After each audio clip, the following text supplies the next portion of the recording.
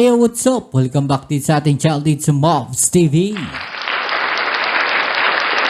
Alright, so tayo nagbabalik muli mga babayan para sa isa na namang reaction video at ngayon ay pag-uusapan natin ang balita mula sa channel ni Kabayan News PH. Ayan mga babayan.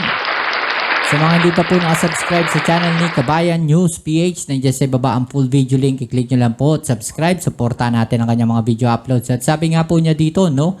Breaking news, Glory Mountain pinasok na, FPRRD Pastor Kibuloy, good news matapos alias Rene booking. Alamin natin to at pag-uusapan, pero syempre bago ang lahat, don't forget to subscribe, like, share at comment dyan sa comment section at i-click ang notification bell para ma-update kayo sa mga latest video uploads natin. At syempre, no, huwag nyo po kakalimutan i-subscribe ang channel ni Kabayan News PH, nandiyan sa ibaba ang full video link. Click nyo lang po mga babayan at supportan natin ang kanyang mga video uploads. Alright? So huwag din natin patagalin ito. Umpisa na natin. Let's go! Umakyat si PRD doon 2023. Nawala siya sa Kingdom 2021. Ano kami, bubo? Nakita mo si PRD 2021? Presidente pa siya niyan eh. Pag presidente ka, dami mong PSG. Hindi ka makalapit niyan. Oo, totoo yun. Napakalaking sinungaling mo talaga, Rene. Nako, Rene, Kilala ka namin. sinungaling ka daw, Rene. Kilala ka na nitong mga kasamahan mo, no? Sinungaling daw, no? Etong si Rene, no? Ano sa palagay ninyo, mga babayan, no?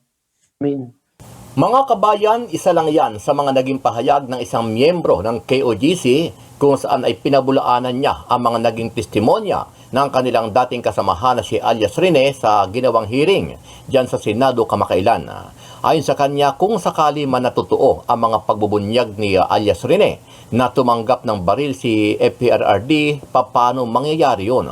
Gayong napakahirap lumapit sa Pangulo dahil sa napakaraming bodyguard lalo't ordinaryong tao lang sila. Oh, ikaw, tanungin kita, Senator Risa Hentuberos. Yung witness mo, totoo ba yan? Pag pupunta ang presidente sa'yo, makakalapit ba kaming ordinaryo na tao? Lalong-lalo na yan, yun, sa no? critical na lugar na yan, bundok yan. Oo. Tsaka pumunta dyan si Mio, si former president, 2023 na, hindi na siya presidente. First time niyang pumunta dyan sa Glory Mountain. Si Inday Sara, 2010 pa ako dyan, hindi pa niya nakapunta sa Glory Mountain. Kung matatandaan, lantarang ibinunyag ni alias Rene sa Senado, nakitang-kita niya ang pag-aabot ni Pastor Kibuloy ng bag na may mga baril dito kay dating Pangulong Duterte at dating mayor ng Davao na si BP Inday Sara Duterte. Pumupunta din po doon si former President Rodrigo Duterte at former Mayor, Davao Mayor Sara Duterte. At pag umaalis Talagang ano eh, no? Sabit na sabit eh, no? Dawit na dawit eh, no? na po sila doon sa Glory Mountain, dala na po nila yung mga bag. Oh. Siya pong bag na nilalagyan po ng mga baril. Oh. Sa ginawa- So, bag, no, mga babayan. Hindi niya sinabi dito kung talagang nakita niya na nasa loob ng bag, eh, mga baril po yung laman, no?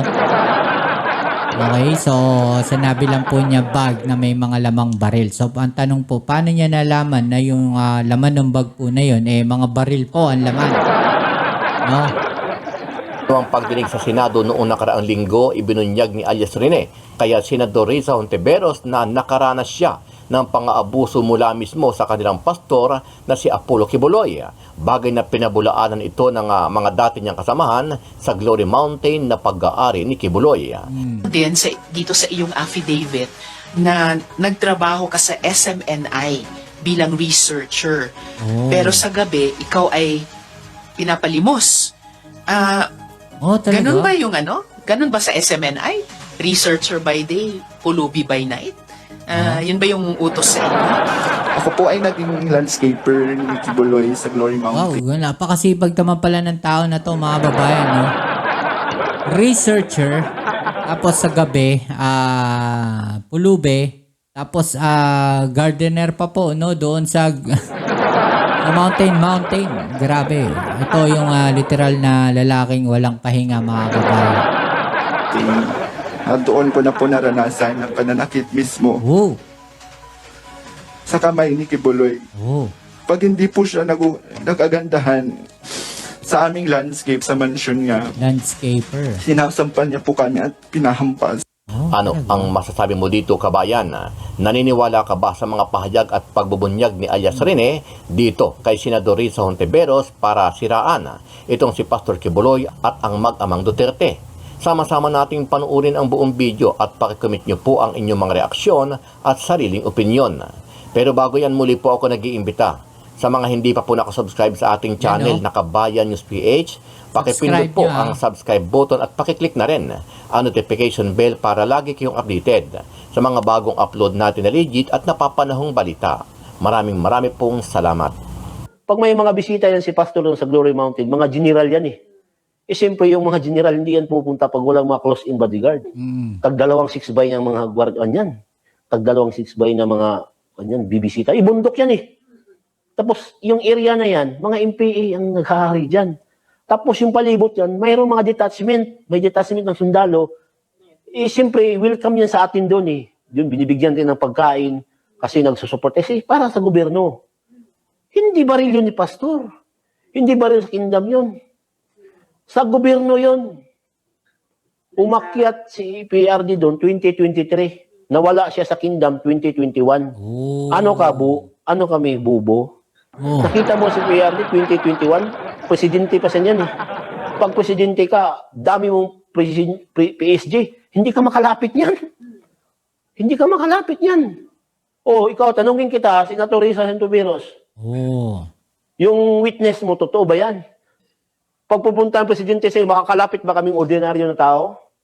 Lalong-lalo na yan, sa critical na lugar na yan, bundok yan. Saka pumunta dyan si Mio, si former president, 2023 na, hindi na siya presidente. First time niyang pumunta dyan sa Glory Mountain. Si Inday Sara, 2010 pa ako dyan, hindi pa niya nakapunta sa Glory Mountain.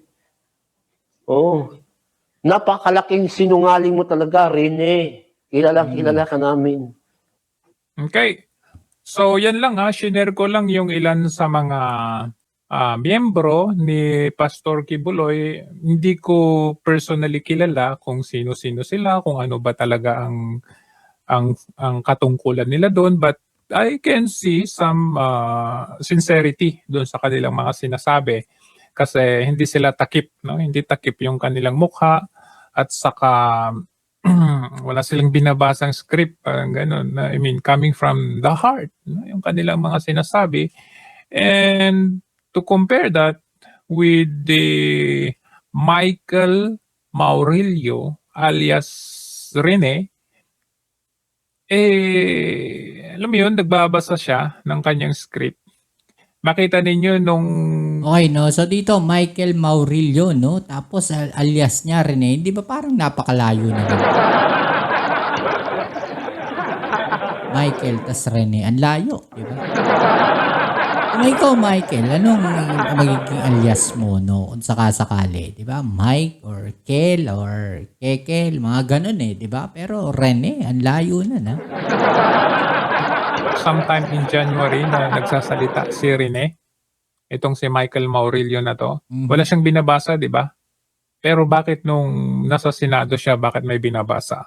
So doon pa lang, alam na natin, halata na masyado na talagang Scripted. may kumukumpas at base nga doon sa sinasabi nila na may problema din sa pera, kumbaga gipit ito. So, ayun, hindi malayong mangyari na kakagat siya sa ganong kalakaran.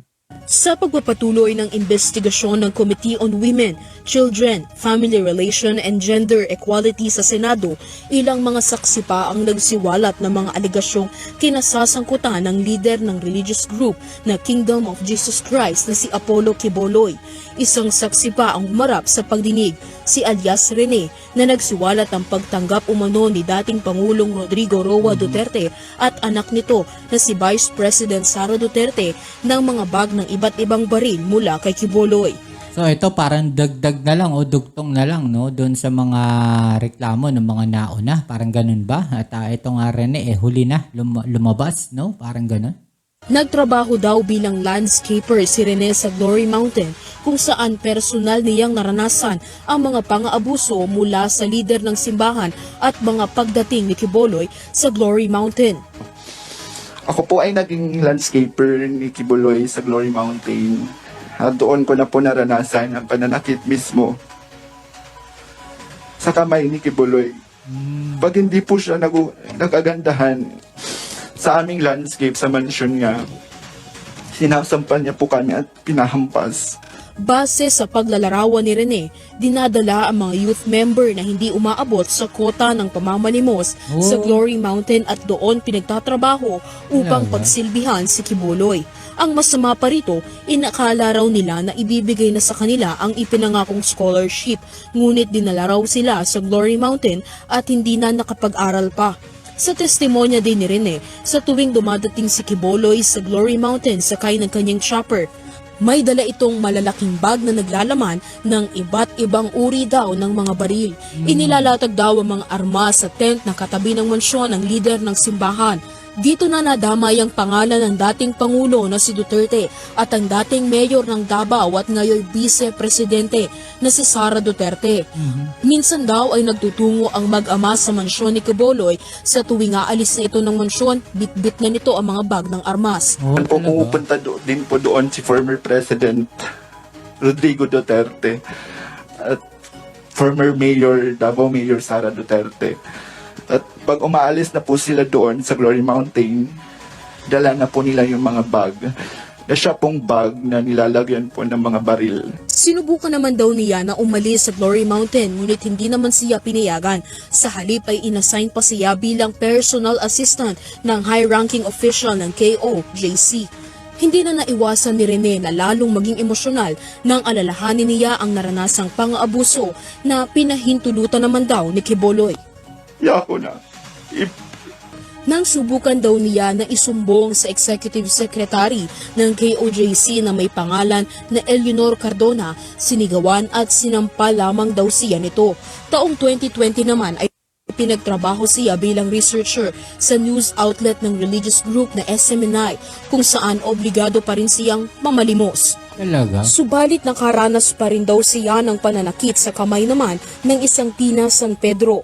2021, umalis si Rene sa KOJC at sinabihan siya na huwag magsasalita tungkol sa religious group at sa mga nangyayari sa Glory Mountain. Din dito sa iyong 2021 affidavit talaga. na nagtrabaho ka sa SMNI bilang researcher. Pero sa gabi, ikaw ay pinapalimos. Talaga? Ganun ba yung ano? Ganun ba sa SMNI? Researcher by day, pulubi by night? Yun ba yung utos sa inyo? At sino yung nag-utos ng ganito sa iyo? Opo, Madam Chair, researcher po ako sa SMNI News sa umaga. Tapos after duty po namin, 6 a.m. to 4 p.m. po. After, 6 p.m. po kami mag-start ng mamalimos Oh, na. nako, naliligaw ang kwento. Yun ang problema rito, mga babayan, no? Hindi nagtutugma, di ba? Ito po yung utos utos pa rin po ito ni Kibuloy na dinadaan po kay Nako, naniniwala ba kayo dyan, mga kababayan, no? Kasi, no, kung ikaw, no, straight ka doon sa statement mo, dapat alam mo di ba? Hindi, kung alam mong hindi ka gumagawa ng kwento, no, diretso yung mga sasabihin mo, no? Ito, makikita natin, no, parang nahihirapan siyang i-explain, no, yung mga pangyayari at kayo, ano sa palagay ninyo, no? Nagsasabi ba ng totoo itong si alias Rene, no? O sadyang gumagawa lang po sila ng kwento at para maidawit po, no, itong mag-amang Duterte. Ano sa palagay ninyo? I-comment nyo dyan sa ibaba ang mga opinion ninyo at atin yung pag-usapan, alright? So yan, muli maraming salamat sa lahat ng mga patuloy na nakasuporta dito sa ating channel at kung bago ka pa lang, please don't forget to subscribe, like, share at comment dyan sa comment section. Kita-kits tayo sa ating next video. Ito muli ang inyong Kuya Mobs sa Mobs TV. Peace. I'm out.